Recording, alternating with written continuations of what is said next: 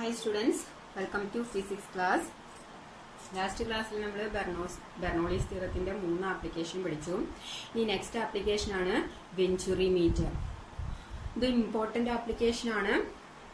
Important application എന്ന് പറഞ്ഞു കഴിഞ്ഞാൽ നമുക്ക് ബോർഡ് എക്സാമിന് ആയാലും കോമ്പറ്റേറ്റീവ് എക്സാമിന് ആയാലും വിത്ത് ഡെറിവേഷൻ ചോദിക്കുന്ന ഒരു പോർഷൻ ആണ് വെഞ്ചുറി മീറ്റർ അല്ലെങ്കിൽ flow meter.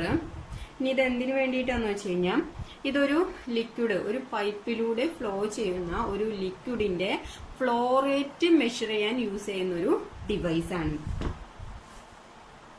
Okay, it is a device used to measure the rate of liquid flowing through a pipe. അപ്പൊ ഇവിടെ നോക്കി കഴിഞ്ഞു കഴിഞ്ഞാൽ നമുക്ക് ഒരു പൈപ്പ് കാണാം. ഇതിന്റെ ഒരു റീജിയൻ എന്ന് പറഞ്ഞാൽ ഏരിയ കൂടിയതാണ്, മറ്റേ റീജിയനിൽ ഒരു നാരോ റീജിയൻ ആണ്. ഇനി നമ്മൾ കാൽക്കുലേറ്റ് ചെയ്യാൻ പോകുന്നത് ഈ നാരോ റീജിയനിലേക്ക് കൂടെ ഫ്ലോ ചെയ്യുന്ന ഫ്ലൂയിഡിന്റെ വെലോസിറ്റി ആണ്. അപ്പോൾ ഈ രണ്ട് റീജിയനായിട്ട് കണക്ട് ചെയ്തൊരു യൂട്യൂബ് മാനോമീറ്റർ കണക്ട് ചെയ്തിട്ടുണ്ട്. യൂട്യൂബ് മാനോമീറ്റർ നമ്മൾ ഓൾറെഡി ഡിസ്കസ് ചെയ്തതാണ്. ഒരു യു ഷേപ്പിലുള്ള ഒരു ട്യൂബില് മെർക്കുറി ഫിൽ ചെയ്തിട്ടുണ്ടാവും. അതിനുശേഷം അവിടുത്തെ പ്രഷർ ഡിഫറൻസ് നമ്മൾ പഠിച്ചു. P minus P A which is equal to rho G H ആണ് യൂട്യൂബ് മാനോമീറ്ററിന്റെ വർക്കിംഗ് പ്രിൻസിപ്പിൾ എന്ന് പറയുന്നത്. P minus P A which is equal to rho G H നമ്മൾ പഠിച്ചു കഴിഞ്ഞതാണ് യൂട്യൂബ് മാനോമീറ്ററിന്റെ കേസിൽ. അപ്പൊ ആ ഒരു പ്രിൻസിപ്പിൾ തന്നെയാണ് ഇവിടെ ഉള്ളത്. അപ്പൊ അതൊന്നും ഓർത്ത് വെക്കണം. അപ്പോൾ ഈ ഒരു ട്യൂബിനകത്ത് യൂട്യൂബ് മാനോമീറ്ററിനകത്ത് മെർക്കുറി ആണ് യൂസ് ചെയ്യുന്നത്. ഇനി ഇത് നമ്മൾ യൂസ് ചെയ്യുന്ന ഫ്ലൂയിഡ് ഇപ്പൊ വാട്ടർ ആവാം, ഓയിൽ ആവാം, എന്ത് വേണമെങ്കിലും ആവാം. അപ്പൊ ഇതിനകത്ത് മെർക്കുറിയും ഇതിനകത്ത് എന്താണ് വാട്ടർ, ഇപ്പൊ നമ്മൾ വാട്ടർ ആയിട്ട് കൺസിഡർ ചെയ്യാണ്. അപ്പൊ റോ തമ്മിൽ മാറരുത്. അപ്പൊ ഇവിടെ എടുക്കുന്ന റോ എന്ന് പറയുന്നത് മെർക്കുറിയുടെ ഡെൻസിറ്റി ആണ്, റോ എം എന്ന് റെപ്രസെന്റ് ചെയ്യാം. ഇനി ഇവിടുത്തെ ഡെൻസിറ്റി നമുക്ക് റോ എന്ന് എടുക്കാം. ക്ലിയർ? ഇനി നമുക്കറിയാം ഈ ഒരു ട്യൂബിന് ഏരിയ കൂടുതലാണ്, അതുകൊണ്ട് തന്നെ ഇതിൽ കൂടെ ഫ്ലോ ചെയ്യുന്ന ഫ്ലൂയിഡിന് വെലോസിറ്റി കുറവായിരിക്കും. അതേപോലെ തന്നെ ഈ ഒരു റീജിയനിലെ ഏരിയ കുറവാണ്, അതുകൊണ്ട് തന്നെ ഇതിലെ ഫ്ലോ ചെയ്യുന്ന പാർട്ടിക്കിളിന് വെലോസിറ്റി കൂടുതലായിരിക്കും. ഇനി ഒരു കാര്യം കൂടി അറിഞ്ഞിരിക്കണം, വെലോസിറ്റി കുറഞ്ഞു കഴിഞ്ഞാൽ പ്രഷർ കൂടുതലായിരിക്കും, വെലോസിറ്റി കൂടിക്കഴിഞ്ഞാൽ പ്രഷർ കുറവായിരിക്കും. ഇതെല്ലാം നമ്മൾ മുമ്പേ ഡിസ്കസ് ചെയ്ത് കഴിഞ്ഞിട്ടുള്ള കാര്യങ്ങളാണ്. ഇനി എങ്ങനെയാണ് നമ്മൾ ഈ ഒരു റീജിയനിൽ, അതായത് നാരോവർ റീജിയനിലെ പാർട്ടിക്കിളിന്റെ വെലോസിറ്റി കാൽക്കുലേറ്റ് ചെയ്യാം. അപ്പൊ നമ്മൾ പറഞ്ഞു ബെർണോളിസ് തിയറം ആണ് നമ്മൾ അതിനു വേണ്ടി യൂസ് ചെയ്യുന്നത്. അപ്പോൾ ബെർണോളിസ് തിയറം എന്താണെന്ന് അറിയണം. ബെർണോളിസ് തിയറം നമുക്കറിയാം, P1 plus half raw V1 square plus rho GH1 which is equal to P2 plus half rho V2 square plus rho GH2. ഇവിടെ കാര്യം നോക്കി കഴിഞ്ഞാൽ നമ്മൾ യൂസ് ചെയ്യുന്ന പൈപ്പ് ഹൊറിസോണ്ടൽ പൈപ്പാണ്. ഹൊറിസോണ്ടൽ പൈപ്പ് എന്ന് പറഞ്ഞു കഴിഞ്ഞാൽ H1 ഈക്വൽ ടു H2 ആയിരിക്കും. ഹൈറ്റ് ഡിഫറൻസ് രണ്ടും ഈക്വൽ ആയിരിക്കും. അപ്പൊ നമുക്ക് ഓട്ടോമാറ്റിക്കലി ഇവിടെ ഏതിനെങ്കിലും H1 H എന്ന് കൊടുത്താലും മതി. അപ്പൊ ഈ ടൈമും ക്യാൻസൽ ചെയ്ത് പോകും. അപ്പൊ അതിന് ശേഷമുള്ളത് ഞാൻ എഴുതുന്നുള്ളൂ. അപ്പൊ ഇതൊരു കാര്യം കൂടി ആലോചിക്കുക, ഇതൊരു ഹൊറിസോണ്ടൽ പൈപ്പ് ആയതുകൊണ്ട് പൊട്ടൻഷ്യൽ എനർജിയുടെ ടേമുകൾ ക്യാൻസൽ ചെയ്ത് പോകും. റിമൈനിങ് വരുന്നത് P1 plus half rho V1 square which is equal to P2 plus half rho V2 square. ഇനി ഇവിടെ നമുക്ക് V1 ഉം V2 ഉണ്ട്. അപ്പൊ നമുക്ക് V1 V2 ആണ് നമ്മൾ കാൽക്കുലേറ്റ് ചെയ്യാൻ പോകുന്നത്. അപ്പൊ V2നെ നമുക്ക് V എന്ന് ചൂസ് ചെയ്യാം. V2 equal to V. Okay, ഇനി നമുക്ക് V1നെ V2ന്റെ ടേമിലേക്ക് കൊണ്ടുവരാം. അപ്പൊ അതിനു വേണ്ടി നമുക്ക് equation of continuity A1 V1 which is equal to A2 V2. ഇതിൽ നിന്ന് V1ന്റെ വാല്യൂ എന്ത് കിട്ടും? V1ന്റെ വാല്യൂ എന്ന് പറഞ്ഞാൽ A2 V2 divided by A1. ഇനി V2 എന്ന് പറയുന്നത് നമ്മൾ V ആയിട്ട് ചൂസ് ചെയ്യണേ. സോ V2ന്റെ സ്ഥാനത്ത് V കൊടുത്താൽ മതി. അപ്പോൾ V1ന്റെ വാല്യൂ നമ്മൾ ഇൻ ടേംസ് ഓഫ് Vയിൽ കണ്ടുപിടിച്ചു. That is V1 equal to A2V divided by A1. Clear? ഇനി എന്ത് ചെയ്യണം? ഈ V2ന്റെയും V1ന്റെയും വാല്യൂ നമ്മുടെ മുകളിലത്തെ ഇക്വേഷനിൽ സബ്സ്റ്റിറ്റ്യൂട്ട് ചെയ്യാം. അപ്പൊ അതെന്ത് വരും? P1 plus half into rho V1ന് പകരം A2 by A1 into V square which is equal to P2 plus half rho V square. V2 ന് പകരം V. That is P1 plus half rho A2 by A1 square into V square which is equal to P2 plus half rho V square. ഇനി നമുക്ക് calculate ചെയ്യേണ്ടത് വിയുടെ value ആണ്. അപ്പൊ വിയുടെ terms ഉള്ളതിനൊക്കെ ഒരു സൈഡിലേക്ക് കൊണ്ടുവരാം, അല്ലാത്തതിനൊക്കെ അടുത്ത സൈഡിലേക്ക് കൊണ്ടുവരാം. അപ്പൊ ഇവിടെ നമുക്ക് പി മൈനസ് പി എ. അപ്പൊ ഇവിടെ പ്രഷർ കൂടിയ റീജിയൻ ഏതാണ്? നമുക്കറിയാം വെലോസിറ്റി കുറഞ്ഞ റീജിയനിലായിരിക്കും പ്രഷർ കൂടുതൽ. അതായത് ഇത് P1, ഇത് P2. അപ്പൊ ഇവിടെയാണ് നമുക്ക് വെലോസിറ്റി കുറവ്. അപ്പൊ ആ റീജിയനിൽ പ്രഷർ കൂടുതലായിരിക്കും. അപ്പൊ ഈ പി മൈനസ് പി എക്ക് പകരം നമ്മളുടെ ഇതിന്റെ ടേമിൽ എഴുതുമ്പോൾ P1 മൈനസ് P2. അപ്പൊ ആ ഒരു ടേമിലേക്ക് കൊണ്ടുവരാം. അപ്പൊ നമുക്ക് ഇതിനിവിടെ നിർത്തിയിട്ട് മറ്റു ടേമിലേക്ക് ഇങ്ങോട്ട് കൊണ്ടുപോകാം. അപ്പൊ ഇവിടെ P1, ഈ P2നെ ഇങ്ങോട്ട് കൊണ്ടുവരുമ്പോൾ minus P2 which is equal to, ഇനി ഈ ടേമിനൊക്കെ ഇങ്ങോട്ട് കൊണ്ടുവരണം. അപ്പൊ ആദ്യം തന്നെ ഇവിടെയുള്ള ടേം എഴുതാ half into rho V square minus half rho A2 by A1 square into V square. Okay, ഇനി ഇതിനെ ഒന്ന് സോൾവ് ചെയ്യാം. അപ്പൊ നമുക്ക് കിട്ടാം P1 minus P2 which is equal to half rho common ആണ്, half rho V square common ആണ്. ബാക്കി വരുന്നത് എന്താണ്?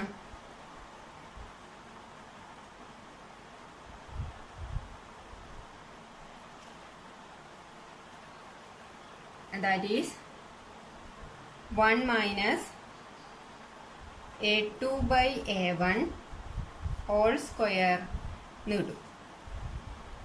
ശരിയല്ല? ഇനി P1 മൈനസ് P2,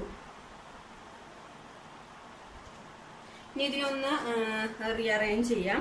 അപ്പൊ നമുക്ക് കിട്ടാം P1 മൈനസ് P2 എന്ന് പറഞ്ഞാൽ എന്താണ്? നമുക്കറിയാം റോ ജി എച്ച് ആണ്. അപ്പൊ ദാറ്റ് ഈസ് ഇവിടുത്തെ പ്രഷർ ആണ്. അപ്പൊ നമുക്കതിനെ റോ എം, മെർക്കുറിയുടെ ഡെൻസിറ്റി ഇൻറ്റു ജി എച്ച് നേടാം, which is equal to half rho V square into 1 minus A2 by A1 whole square.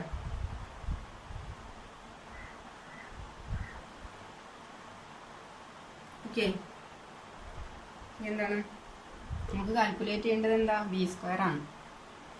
So V സ്ക്വയറിനെ മാത്രം അവിടെ നിർത്തി ബാക്കിയുള്ള ടേമിനെ ഒക്കെ ഇങ്ങോട്ട് കൊണ്ടുവരാം.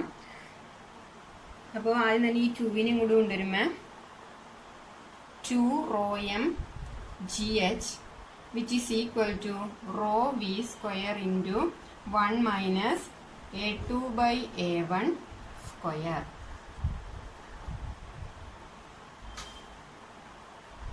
ഇനി വി സ്ക്വയർ കിട്ടണമെന്നുണ്ടെങ്കിൽ ബാക്കി എല്ലാ ടൈമിനും കൊണ്ടുപോകാം. മതി. അപ്പോൾ വി സ്ക്വയർ ഞാൻ അവിടെ നിർത്തി.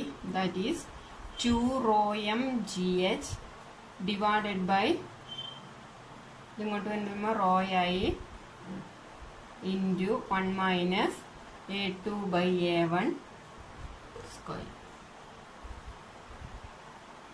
ഓക്കെ, അപ്പോൾ വി സ്ക്വയർ ആണ് കിട്ടിയത്.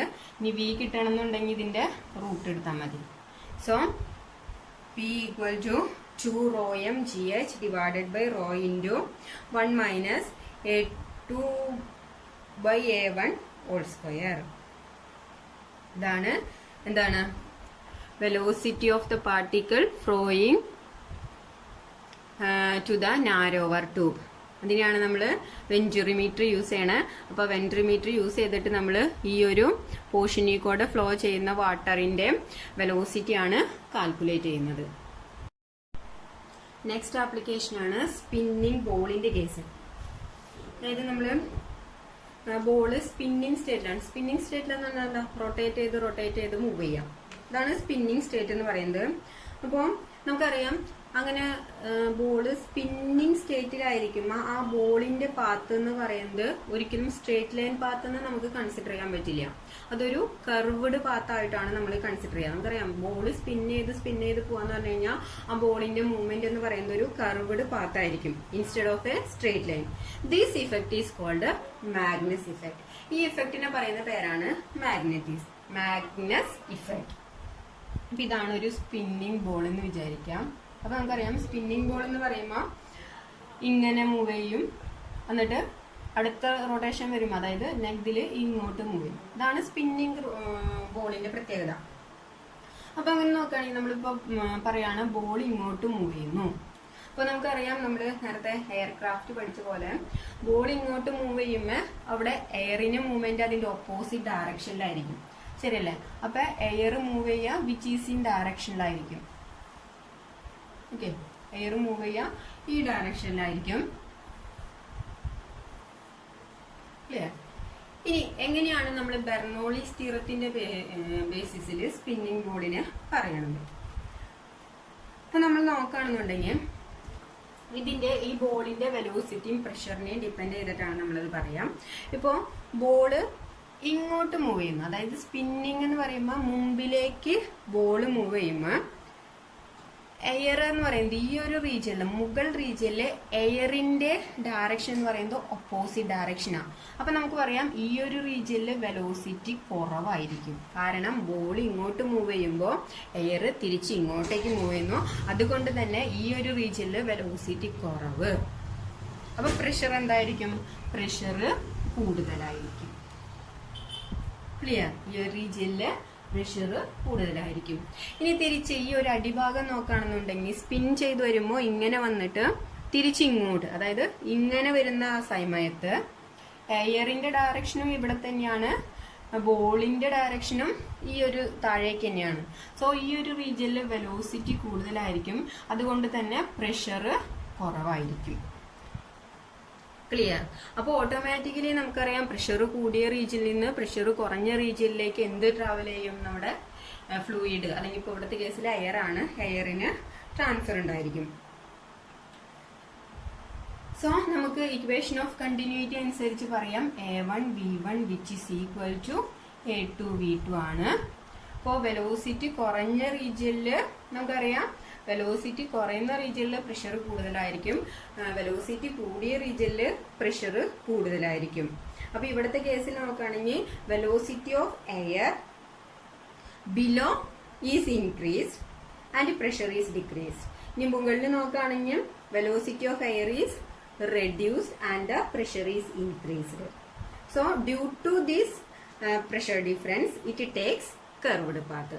അപ്പോൾ ഈ പ്രഷർ ഡിഫറൻസ് കൊണ്ടാണ് ഇതൊരു കർവ്ഡ് പാത്തിലേക്ക് മൂവ് ചെയ്യുന്നത്, which is convex towards the greater pressure side. നമുക്കറിയാം സാധാരണഗതിയിൽ പ്രഷർ കൂടിയതിൽ നിന്ന് കുറഞ്ഞതിലേക്കാണ് ട്രാവൽ ചെയ്യാം. അതുകൊണ്ടാണ് ഈ ഒരു സ്പിന്നിങ് ബോളിന്റെ മൂവ്മെന്റ് നമ്മളൊരു കർവ്ഡ് ഷേപ്പ് ആയിട്ട് കൺസിഡർ ചെയ്യുന്നത്. അതിനെയാണ് നമ്മൾ മാഗ്നസ് ഇഫക്റ്റ് എന്ന് പറയുന്നത്. അപ്പോൾ ഈ മാഗ്നസ് ഇഫക്റ്റ് എന്ന് പറയുന്നത് എന്തിന്റെ ബേസിലാണ് നമ്മൾ എക്സ്പ്ലെയിൻ ചെയ്യുന്നത്? On the basis of Bernoulli's theorem ആണ്. അതായത് പ്രഷറിന്റെ കേസ് പറഞ്ഞിട്ടാണ്. പ്രഷർ കൂടിയ ഒരു റീജിയനിൽ വെലോസിറ്റി കുറവായിരിക്കും, വെലോസിറ്റി കൂടിയ ഒരു റീജിയനിൽ പ്രഷർ കൂടുതലായിരിക്കും. ആ പ്രഷർ ഡിഫറൻസ് കൊണ്ടാണ് ഈ ഒരു സ്പിന്നിങ് ക്രിക്കറ്റ് ബോളിന് ഒരു കർവ്ഡ് പാത്ത് വരുന്നത്. അപ്പൊ ഇതും ഒരു ബെർണോളിസ് തിയറത്തിന്റെ ഒരു ആപ്ലിക്കേഷൻ ആണ്. Next and last application is heart attack. നമ്മൾ ചിന്തിക്കും ഹാർട്ട് അറ്റാക്കും ബെർണോളിസ് തിയറും തമ്മിൽ എന്താണ് റിലേഷൻ എന്ന് വിചാരിക്കും. നമുക്കറിയാം ഹാർട്ട് അറ്റാക്ക് വരുന്നത് എപ്പോഴാണ്? പ്രഷറിൽ വേരിയേഷൻ വരുമ്പോഴാണ്. അതേപോലെ തന്നെ നമ്മുടെ ബ്ലഡ് വെസൽസ്, അതായത് ആർട്ടറിയിലും കൊഴുപ്പടിഞ്ഞു കൂടുമ്പോഴാണ് ആ പ്രഷറിൽ വേരിയേഷൻ വരാം. അപ്പോൾ നമ്മുടെ ബ്ലഡ് വെസല്, ഈ ബ്ലഡ് വെസലിന് നമുക്കറിയാം കൊഴുപ്പടിഞ്ഞു കൂടാന്ന് പറയും. കൊഴുപ്പടിഞ്ഞു കൂടാന്ന് പറയുന്ന പേരാണ് പ്ലേക്ക്. ഓക്കെ, ഈ കൊഴുപ്പടിഞ്ഞു കൂടുന്നതിനെയാണ് നമ്മൾ പ്ലേക്ക് എന്ന് പറയാം. അപ്പൊ ഈ പ്ലേക്ക് വന്നു കഴിഞ്ഞു കഴിഞ്ഞാൽ ഈ ആർട്ടറിയിലെ ഈ ട്യൂബ് എന്ത് വരും? നാരോവറാവും. അതായത് ഇതിലൂടെ ഉള്ളത് നാരോ വന്നു, അതായത് കൊഴുപ്പടിഞ്ഞു കൂടി കഴിഞ്ഞാൽ ഈ ഒരു പോർഷൻ നാരോ ആയി. അപ്പൊ ഈ ഒരു പോർഷനിൽ കൂടെ ബ്ലഡ് ഫ്ലോ ചെയ്യണത് എന്തായിരിക്കും? ആ ഫ്ലോ ചെയ്യുന്ന വെലോസിറ്റി എന്തായിരിക്കും? ഇൻക്രീസ് ചെയ്യും. നമുക്കറിയാം ഏരിയ കുറഞ്ഞു കഴിഞ്ഞു കഴിഞ്ഞാൽ അതിലൂടെ ഫ്ലൂയിഡ് ഫ്ലോ ചെയ്യുമ്പോൾ വെലോസിറ്റി കൂടും, ശരിയല്ലേ? അപ്പൊ ഈ ആർട്ടറി കൂടെ ഫ്ലോ ചെയ്യുന്ന, അതായത് ഈ ഒരു ട്യൂബ് നാരോ ആയി കഴിഞ്ഞു കഴിഞ്ഞാൽ അതിലൂടെ ഫ്ലോ ചെയ്യുന്ന ബ്ലഡിന്റെ വെലോസിറ്റി ഇൻക്രീസ് ചെയ്യും. വെലോസിറ്റി ഇൻക്രീസ് ചെയ്ത് കഴിഞ്ഞാൽ ഇവിടുത്തെ പ്രഷർ കുറയും, ശരിയല്ലേ? പിന്നെ ഇവിടുന്ന് എക്സ്റ്റേണൽ പ്രഷർ വരുന്നുണ്ട്. അപ്പോൾ ഈ പുറം പോർഷനിൽ പ്രഷർ കൂടുതലായിരിക്കും. ഈ എക്സ്റ്റേണൽ പ്രഷർ കാരണം കൊണ്ട് ഈ ആർട്ടറി എന്ത് ചെയ്യും? കൊളാപ്സ് ആവും. ഓക്കെ, ഈ കൊളാപ്സ് വന്നു കഴിഞ്ഞാൽ ഈ ആർട്ടറിയുടെ കൊളാപ്സിനെ അവോയ്ഡ് ചെയ്യണമെങ്കിൽ ഹാർട്ട് എന്ത് ചെയ്യണം? എക്സ്റ്റേണലി ആയിട്ട് ലാർജ് പ്രഷർ അപ്ലൈ ചെയ്യേണ്ടി വരും. ക്ലിയർ? അതേപോലെ തന്നെ ബ്ലഡിൽ കൂടുതൽ ഫോഴ്സും വരും. അപ്പോൾ ഈ ഹാർട്ട് കൂടുതൽ പ്രഷർ കൊടുക്കുമ്പോഴാണ് അതൊരു ഹാർട്ട് അറ്റാക്കിലേക്ക് മാറുന്നത്. ഓക്കെ, അപ്പോൾ എപ്പോഴും ചിന്തിക്കേണ്ട ഒരു കാര്യമുള്ള പ്ലെക്ക്, അതായത് ഈ കൊഴുപ്പടിഞ്ഞുകൂടി ഈ ബ്ലഡ് വെസൽസിൽ, അതായത് ബ്ലഡ് വെസൽസ് നാരോവർ ആവുമ്പോൾ അവിടെ ബ്ലഡിന് ഫ്ലോ ചെയ്യുന്ന വെലോസിറ്റി ഇൻക്രീസ് ചെയ്യും. അതുകൊണ്ട് തന്നെ ഈ ആർട്ടറിക്ക് അകത്തുള്ള പ്രഷർ കുറയും. ഇനി എക്സ്റ്റേണൽ പ്രഷറും കൂടി വരുമ്പോൾ ഈ ആർട്ടറി കൊളാപ്സ് ആവും. അപ്പോൾ ഈ ആർട്ടറി ഓപ്പൺ ചെയ്യണമെങ്കിൽ ഹാർട്ട് കൂടുതൽ പ്രഷർ അവിടെ കൊടുക്കേണ്ടി വരും.